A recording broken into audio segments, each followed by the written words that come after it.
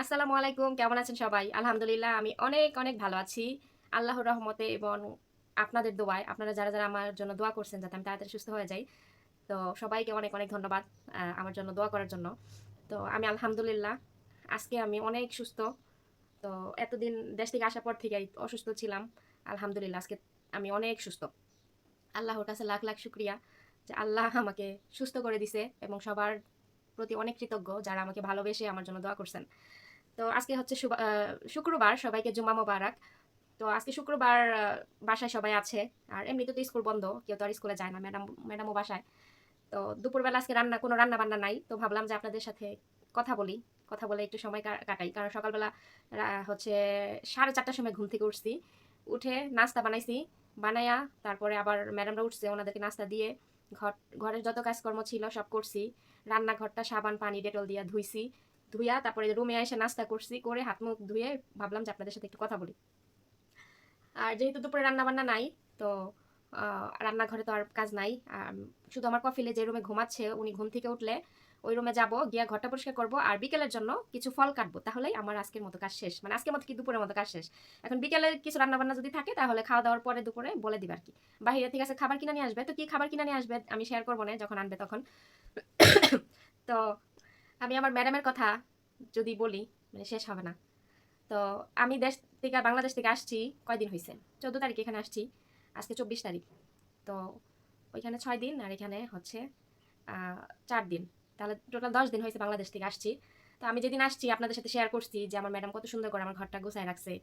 তারপরে হচ্ছে আমি যে এসে যে সাবান শ্যাম্পু ক্রিম লোশন এগুলো ব্যবহার করব, সেগুলো আমার ম্যাডাম একটা সুন্দর ঝুড়িতে সাজায় রাখছে, আমার যা যা প্রয়োজনীয় কসমেটিক নতুন করে সে সাজায় রাখছে। আর আমি যখন দেশে গেছি, যাওয়ার আগে আমি একটা একটা সাবানের বোতল মানে বডি ওয়াশ, তারপরে শ্যাম্পু, তারপরে হচ্ছে বডি স্প্রে, তেলের বোতল, ব্রাশ টুথপেস্ট, মানে আমার প্রয়োজনীয় যে প্রতিদিন যে জিনিসগুলো আমি ব্যবহার করি, এগুলো আমি কি করছি, আলমারিতে একটা একটা করে রেখে গেছি যে আমি যাতে আইসা ব্যবহার করতে পারি। আলমারির চাবিও ছিল ওই আলমারির উপরে রেখে গেছিলাম, আমি ওদেরকে বলে গেছিলাম যে আলমারির চাবি উপরে, ওদের যদি প্রয়োজন হয় তাহলে খুলতে যেতে পারে। তো অবশ্যই আমার ম্যাডামরা আমার রুমে আসছিল, আমার রুম পরিষ্কার করছে, আলমারি হয়তো বা খুলছে, খুলে দেখছে যে আমার জিনিসপত্র আছে। তারপর আমার ম্যাডাম কি করছে, ডাবল করে জিনিসগুলা আমাকে আবারও দিয়া রাখছে যাতে আমি আইসা ব্যবহার করতে পারি। আমি তো রেখে গেছি, আবার ডাবল করে দিয়ে গেছে। তো 10 দিন হয়েছে আসছি। আবার গতকালকে আমার ম্যাডাম মাসের বাজার করছে, সে বাজারগুলো আমি শেয়ার করবো না একটা ব্লগে। তো ভাবলাম যে আজকে জুমার দিন আপনাদের সাথে একটু বসে কথা বলি, এই ব্লগটা আজকে জুমার দিনই শেয়ার করি। তো গতকালকে মাসের বাজার করে আমাকে যে মাসে যে কসমেটিকগুলো দিয়ে থাকে আমার ম্যাডাম, সেই মাসের বাজার করে এই মাসের কসমেটিকগুলো আবারও ডাবল করে দিছে। দেখেন, 10 দিন হয়েছে আমি আসছি, যিনি একবার সব কিছু দিছে, আবার 10 দিন পরে আবারও সব কিছু দিছে। ঠিক আছে? তো অন্য সব ম্যাডামরা হলে কিন্তু দিত না, বলতো কি যে কয়েকদিন আগে তো দিলাম, এগুলাই ও 2 মাস ব্যবহার করতে পারবে, আর দিব না। কারণ অনেক আপুরে আমার ভিডিওতে এসে কমেন্ট করেন যে আবার ম্যাডামরা কিছু দেয় না, চাইতে চাইতে তারপরেও দেয় না, নিজের টাকাতে কিনাই না ব্যবহার করি। তো সেই ক্ষেত্রে আমি আমার ম্যাডাম তো আলহামদুলিল্লাহ অনেক ভালো, আমার চাইতেই হয় না। তার প্রতি মাসে আমার এই জিনিসগুলো দেয় সে, মাস শেষ হলে মাসের বাজার যখন করে তখন সে একাই আমাকে এই জিনিসগুলো ব্যাগ ভর্তি দেয়, আমার চাইতে হয় না কখনো। কারণ আমি চাইবো কখন, আমার রুমে সব কিছু এক্সট্রা থাকে। এই যে আমি দেশে গেছি, বিশ্বাস করেন যে এই জিনিসগুলো আমি কুরিয়ার করে পাঠাইছি, আমি নিছি সাবান শ্যাম্পু, এগুলো তো আমি কোনো ক্রিম, এগুলো আমি কোনো কিচ্ছু কিনি নাই, সব কিছু আমার ম্যাডামে আমাকে দেয়। আমার এত কিছু ব্যবহার করতে লাগে না, আমি ডেট দেখে দেখে ব্যবহার করি, যেগুলো আগে ডেট এক্সপায়ার হয়ে যাবে সেগুলো আগে ব্যবহার করি, আর বাকিগুলো আমি রেখে দিই, বাংলাদেশে যখন যাই নিয়ে যাই। তো আমি এগুলো কিনি না। ঠিক আছে? তো সেই দিক থেকে আমার ম্যাডাম আলহামদুলিল্লাহ অনেক ভালো, কোনো জিনিসের কোনো হিসাব নেয় না, কোনো কিছুই করে না। মানে এগুলো তো আমার জিনিস গেলই, আবার রান্নাঘরে যে জিনিসপত্র বাজার টাজার, আমি যদি বলি যে এটা নাই ওইটা নাই, কখনো এসে চেক করবে না যে আসলে আমি যে বলছি সত্যি বলছি না মিথ্যা বলছি, চেক করে দেখি তো আছে কিনা।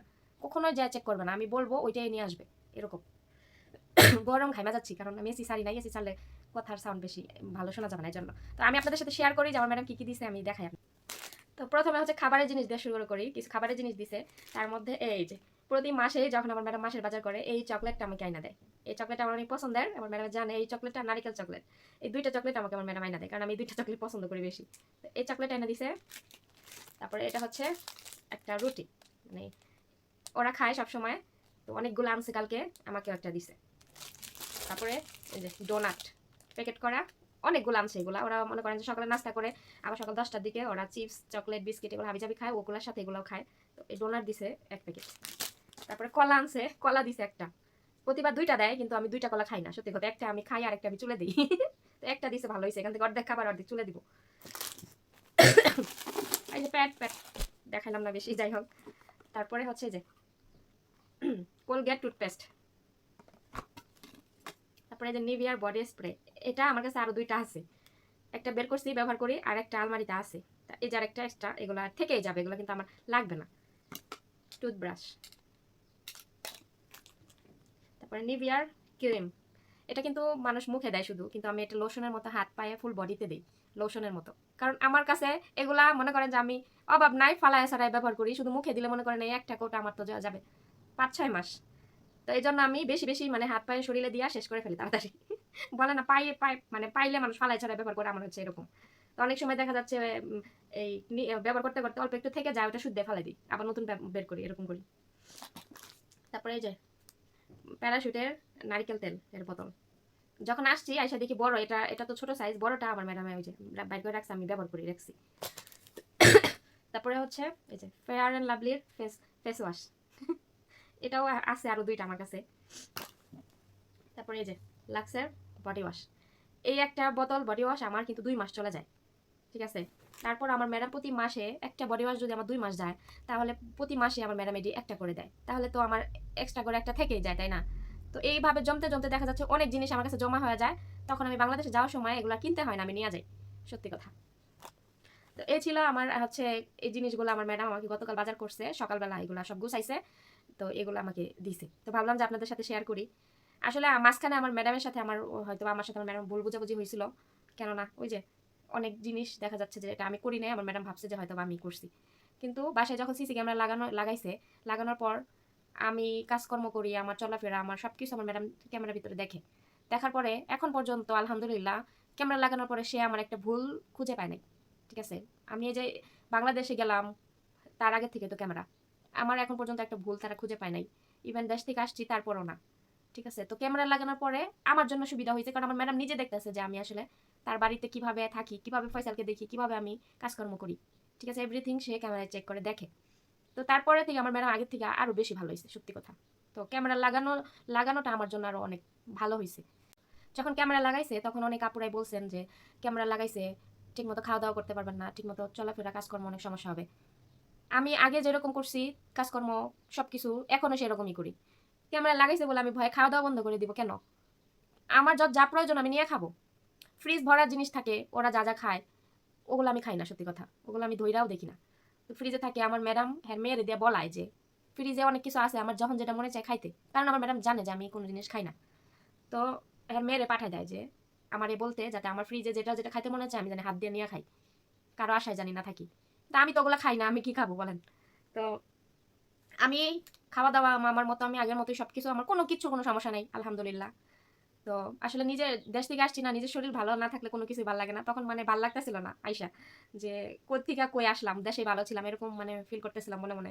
তো এখন আলহামদুলিল্লাহ একটু সুস্থ, এখন মনে হয় যে আমি কাজের সময় কাজ করে ফ্রি টাইমে রুমে থাকবো, ফ্রি টাইমে মোবাইল দেখবো, একটু একটু আপনাদের সাথে ভিডিও বানাবো, একটু ভিডিও এডিটিং করবো, তারপরে হচ্ছে খাওয়া দাওয়া করবো, ঘুমাবো, আবার টাইম মতো কাজ করতে হবে। এই জিনিসটা আমি একটা রুটিনের মধ্যে থাকি কাজে থাকলে।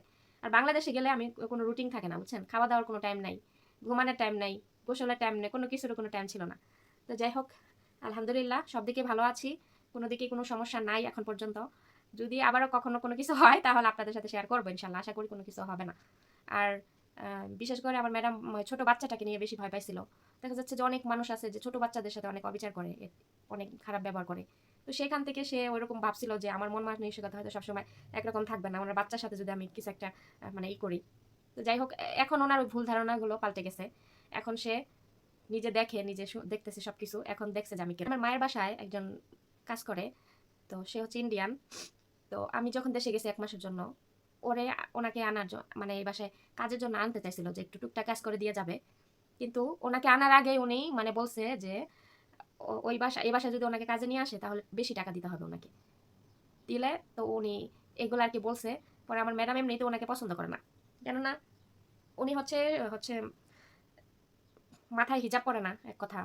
দ্বিতীয় কথা হচ্ছে বাসায় কাজ করলেও হিজাব পরে না, রাস্তায় বের হলেও হিজাব পরে না, তারপরে রান্না বান্নাও পারে না, করতে পারে না, কোনো কাজকর্ম নাকি পরিষ্কার না, তো আমার ম্যাডাম যখন আমার প্রশংসা করে আমার ম্যাডামের বোনের কাছে যে আমার হাতে রান্না বান্না অনেক ভালো, আমার কাজকর্ম অনেক সুন্দর, আমি তার বাসায় থাকলে তার কোনো টেনশন করতে হয় না, সব কিছু আমি করি, তার কিছু বলে দিতে হয় না।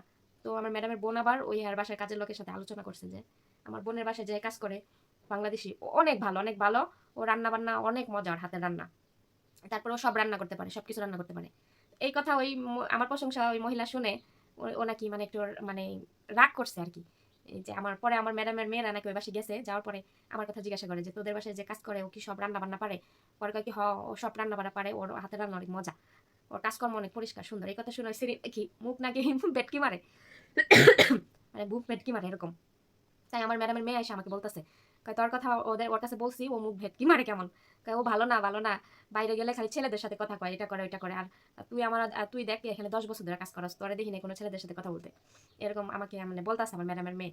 মেঝুটা আছে না বড়টা, এখন একটু বড় হয়েছে, ও অত বেশি কথা বলে না। তো মেঝুটা আবার আমি দেশ থেকে আসার পরে কোথায় কি হয়েছে, ওরা কোন সময় কি খাওয়া দাওয়া করছে সব আমাকে রান্না করে এসা মনে করেন বইলা দিছে। মানে ওইটা আমারে মনে করেন যেদিন আমি আসছি আমারে যতবার দেখছে ততবারই আমার সামনে এসে আমারে জড়ায় জড়ায় ধরছে। মেজুটা আবার অনেক বেশি আন্তরিক, ঠিক আছে। তো আমি আবার আগে ওদের সাথে যে ঘর ধর নোংরা করলে একটু রাগারাগি করতাম, এখন আর করি না, যে থাক ওদের এটা অভ্যাস, ওদের অভ্যাস, ওদের সাথে রাগারাগি করে কোনো লাভ নেই। আমার যদি হচ্ছে আমার টাইম থাকে আমি পরিষ্কার করে দিব, টাইম না থাকলে আমি করবো না, কারণ আমাকে তো কাজের কোনো প্রেশার দেওয়া হয় না। তারপর অনেকে আমাকে কমেন্ট করছেন যে আমি হচ্ছে ঘুমাই কয়টার সময়, উঠি কয়টার সময়। আমার হচ্ছে সন্ধ্যা 7টার মধ্যে আমি রুমে চলে আসি, আর সারা রাত আমার কোনো কাজ নাই। মাঝে মাঝে যদি রাতের বেলা মাছ বাজারে আনে তাহলে একটু ডাকে, তাহলে গিয়ে একটু গুছিয়ে রেখে আসি, এই। তাছাড়া আমার সারা রাত কোনো কাজ নাই। আর সকালবেলা আমি এই টাইমটা আমি নির্দিষ্টভাবে বলতে পারবো না, কেননা প্রতিদিন সেম টাইম হয় না। যেদিন আমি নাস্তা বানাই ওদিন আমি দেখা যাচ্ছে রাত 4টা বাজে উঠি, 4:30 বাজে উঠি। আবার যেদিন নাস্তা না বানাইতে হয় ওদিন দেখা যাচ্ছে যে আমি ওই 5:30 বাজে উঠি, ঠিক আছে।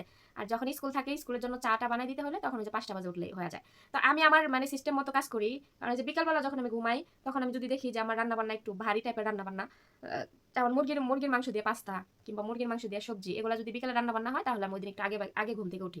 আবার যদি দেখি যে না শুধু ডিম সিদ্ধ করতে হবে, শুধু ডিম ভাজতে হবে, তাহলে ওই দিন দেখা যাচ্ছে একটু দেরি করে রুম থেকে উঠা বের হই, তাহলে ওগুলো তার করতে সময় লাগে না। মানে আমি আমার রান্নার সিস্টেম বুঝে আমি আমার ঘুম থেকে উঠি, ঠিক আছে। আমি আমার সিস্টেম মতো কাজ করি যাতে করে টাইম মতো আমার ম্যাডামরা খাবার দাবার পায়। তো এটাই। তো যাই হোক, আমি আপনাদের সাথে অনেক কথা বললাম। আর আমার ম্যাডামের বাচ্চাকে অনেকে দেখতে চাইছেন, অবশ্যই আমি দেখাবো না, ইনশাল্লাহ দেখাই দিব না। আর বাচ্চাটা মাশাল্লাহ অনেক কিউট হয়েছে অনেক। প্রথম দিন আমাকে দেখা মনে করে দেখে কান্না করছে, তারপরে এখন প্রতিদিন দেখে না, এখন আমাকে দেখে হাসে, তারপরে মানে কথা বলতে চায়, উগা উগা এরকম করে। হ্যাঁ, তা আমি আবার অনেক অনেক আদর করি, দেখলেই অনেক কথা বলি ওর সাথে, আদর করি।